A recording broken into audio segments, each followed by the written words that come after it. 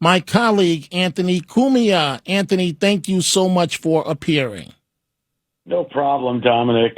Thanks for having me on, man. Of course. So, unfortunately, we share something in common, and that is coverage of 9/11 24 years ago. So, quickly Yeah. on my part, and then I want to hear your part, because if I remember correctly, you were on the radio, I think, that afternoon. But as far as my part, it was the primary day, and leading the coverage on television. What would happen every election day is they don't bother me, meaning the station, and I shut off from the world because I have to be live and look fresh late until 11, 12, 1 o'clock in the morning. And so on that Right. day, I normally don't start until like 1 o'clock. And then all of a sudden, and this is really before cell phones became big as far as I'm concerned, I get a Yeah, call. yeah. I get a call on the special line at my home from the assignment desk, and they're like, "Get in here now." The best way you can figure out. But if I remember correctly, Anthony, you were on the radio broadcasting as well that day, correct? Yeah, well, everything had happened that morning, obviously. By the time the Opie and Anthony show would go on air, because we were afternoon drive from 3 p.m. to 7 p.m., and our studios, we were on WNEW radio, New York City, 57th Street and 7th Avenue, and we could not get in. But we wanted to get on the air and talk about this and get listeners to call in and just try to dissect it as it was happening. So we had to go out to a station on Long Island and broadcast from there, and we were able to do that and get on the air and share everything that was going on with the listeners. And there was so much just speculation going on that day, and trying to go through it was impossible. It was really hard to try to figure out what was really happening. We had heard that there were more planes in the air and other places had been attacked that weren't, and it was just so much disinformation. As a matter of fact, when you listen back to some of the shows that were on the air at the time, you really get a sense of the fact that no one really knew what the hell was going on at the moment. Only later, weeks, sometimes months later, did we really start putting things together. But it's really fascinating to go back 24 years and see what people were dealing with on that day. Anthony, it's remarkable. We have a similar story. So you're right. Everything had shut down. And my bosses, they were blowing a gasket. They said, "You get in here." Now, I'm in Rockland County. They shut Right. down the then Tappan Zee Bridge, right? So Mm-hmm. somehow I managed to get a ride over the Tappan Zee Bridge. I don't even remember how I did it. And then there was a man and a couple of his workers doing lawn work, and they gave me a ride from over the Tappan Zee Bridge to 207th Street. And Anthony, then I caught one of the last trains running, the A train, Oh, wow. down to Yep. 42nd Street. And once I came outside, it was something I had never seen before, man. I had never seen the trains that empty. And when I came outside, it was almost like the Twilight Zone.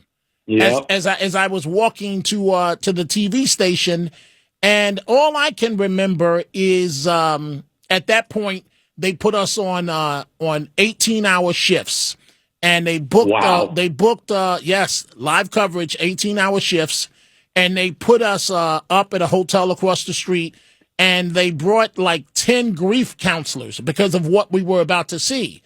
And Right. they said, Dominic, you go over to Lower Manhattan. And then they said, no, go to Bellevue where the people are going to be coming in and the doctors.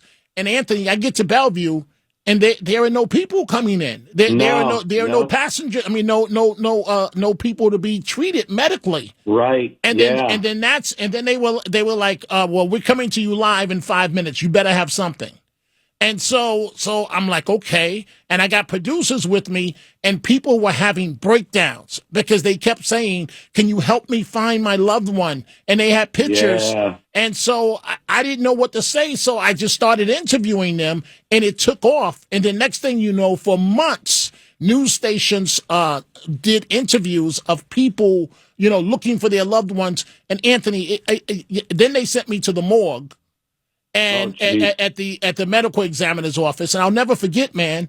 They had to bring in these refrigerated trucks for body parts, Yeah. and my family had to get past the police to get to me to bring me food. It was 4 a.m. in the morning. We're out there all night long. But now, so you're broadcasting that afternoon, and you had to go to Yeah. Long Island in order to do so. Talk to me, Yeah, man. and I lived on Long Island, so I tried to drive into the city. That just was impossible. So I had to turn around and go back to the station that they had linked up with WNEW. So we were able to do the show. And like I said, it was very confusing, very strange. Only in the days afterwards did we really start learning and the seriousness of it. And I remember thinking, what are we going to think about this in 5, 10, 20 years from now? Wow. And I could not have imagined that in 2025, we would be as divided as we are now. One of the things I remember very vividly about 9/11 and the subsequent weeks and months after is the camaraderie, the unity of Americans. Driving in New York is always a challenge. I had never seen such polite people. Yeah, you get in front of me, I'll stop. Hey, wave on this guy. Right. Everyone had American flags on their vehicles. Absolutely. We all looked at each other and gave a head nod just to acknowledge that, yeah, isn't this really screwed? And we're in this all together. We're Americans, in a simple nod or a thumbs up or a hand wave. And I could not imagine that 24 years later, we would be the most divided we've ever been as a nation. We have really, unfortunately, and I hate to have to say it on one of the anniversaries of 9/11, that we have forgotten what that was like and what had happened and the unity it brought us. Unfortunately, it took something like that, but the unity it brought us as a country. And, I really have a problem wrapping my mind around how that is what's happening now, how we have someone like Mamdani as the front runner for mayor of the very city that was attacked on 9/11/2001. So I never could have imagined. We had those short months of unity and being Americans and the pride. I mean, watching George Bush come out and throw that first pitch and the Yankees and absolutely. And it was just this America. You were so proud to be American. Absolutely. And try to get through this as Americans. And now, especially in light of what's happened the past week or two, I'm stunned at where we've ended up 24 years later. So I am chatting live on this 9/11 anniversary 24 years later with my colleague, Anthony Cumia. And Anthony, I know you remember well, the man that day was Rudy Giuliani. Oh, you know, I have never seen someone so strong, seriously. And at that time, I would go toe-to-toe as one of the chief reporters, as one of his critics. So we would argue, but on that, you're right about the unity, because both Rudy and I was like, hey, let's chill with the going at each other. And I'll never forget, Anthony, we could not broadcast where the news conference is. That this is how terrified. It happened to be on the west side over in the Pier area, but we could not. There were rules from the NYPD. We could not broadcast where we were coming from because they were so concerned. And I remember, Anthony, going down a few days later. with Rudy and Tom Brokaw. The NYPD escorted us on one of those Marine One boats. And Rudy to go to all of these funerals and do what he did, and for him to show up today, right, the first time in public, if you will, since the car crash, and he had on a body brace, but he was still there at Ground Zero at the 9/11 ceremony. Talk to me for a second, Anthony Cumia, about Rudy Giuliani. Yeah, I mean, a lot of people forget that 9/10/2001, Rudy wasn't very liked. Rudy made a lot of changes in New York City that some people did not agree with. Agreed. In the long run, it turned out to be a renaissance for New York City and tourism, and it was just an amazing time, a rebirth of New York City under the mayor, Rudy Giuliani. And then 9/11, he showed not only the city, but the whole country and the world what type of man he was. He was out there, front lines, getting morale up with the cops and the fire department, and being involved. What does anybody need? What do you guys need? I'll get it.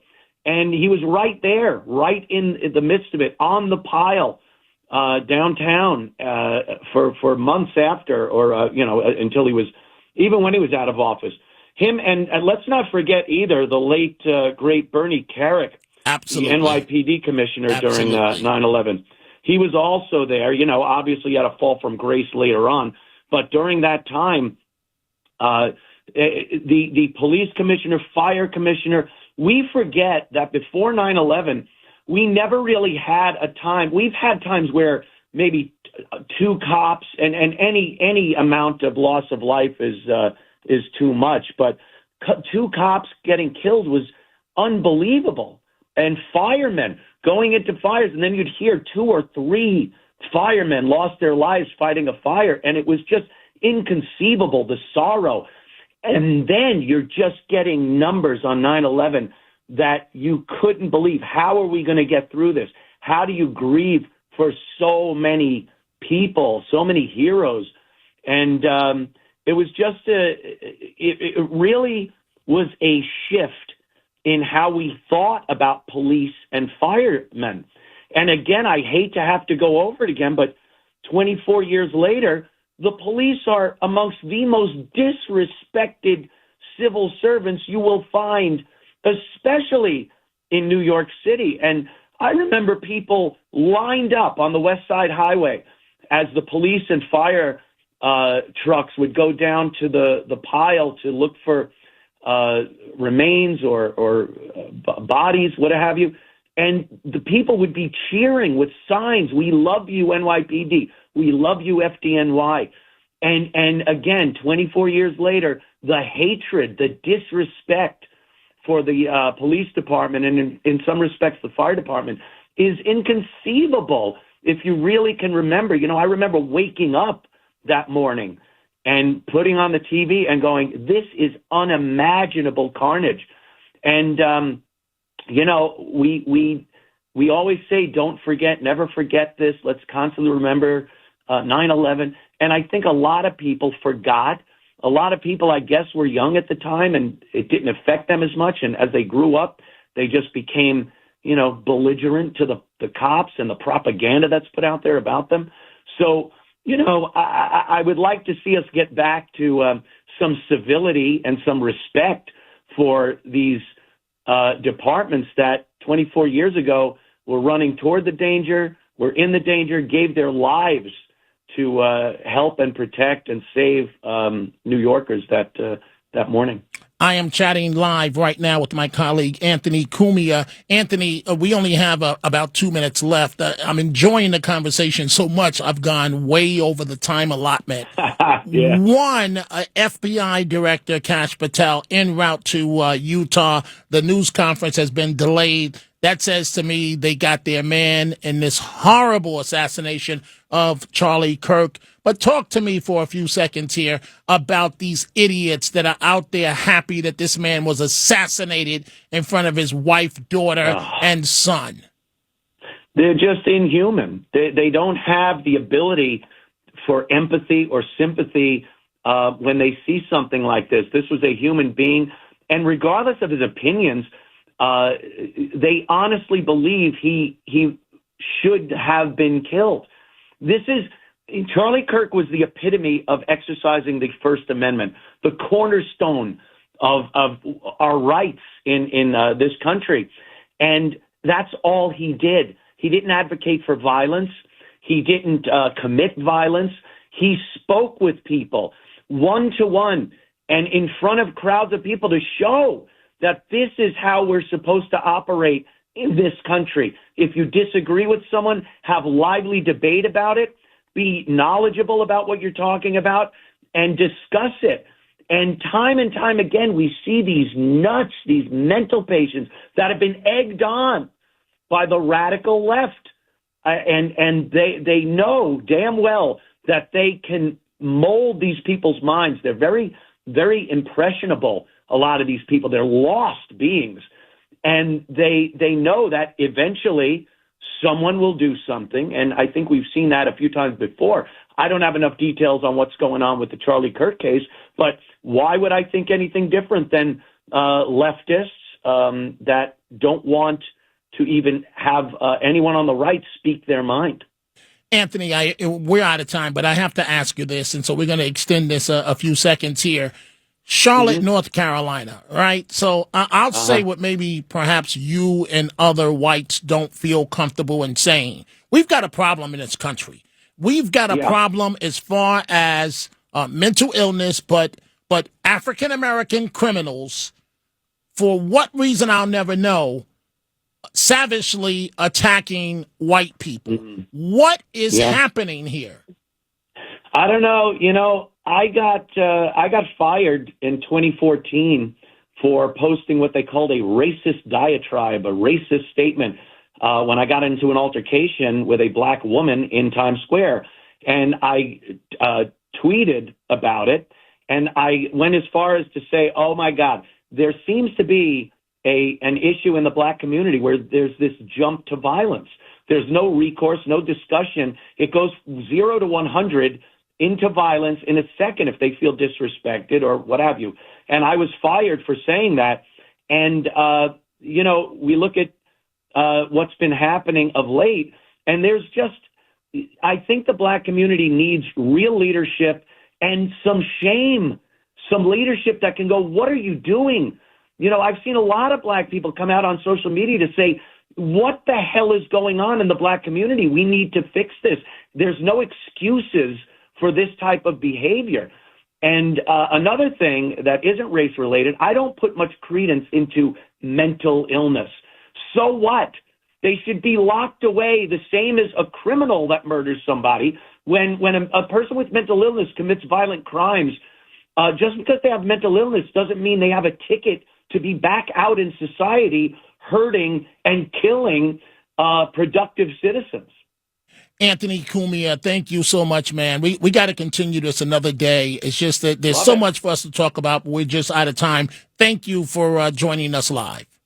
Thank you, man. Anytime, bro. Fantastic. Folks, never forget, that's the commitment we made on 9/11. Honor it by donating $11 a month to the Tunnel to Towers Foundation at T2T.org. That's T, the number 2, T.org.